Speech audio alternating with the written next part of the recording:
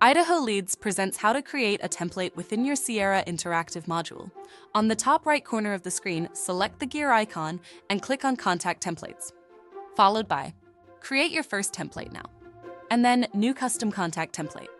Now we will decide how to identify the template. In this section, we will choose whether we will be using this template for an email, message, overlay, text message, or note. Moving on to template usage. In this section, we will choose Buyer's Agent. Now identify where the template may be accessed within the CRM module for straightforward access. Options include the manual emails, drip campaigns, or action plans. Next, fill in an easy-to-remember template name. Now, create a specific subject title, and don't forget you can use merge fields such as John Smith's personalized property search. Next, click in the message field and complete the email content.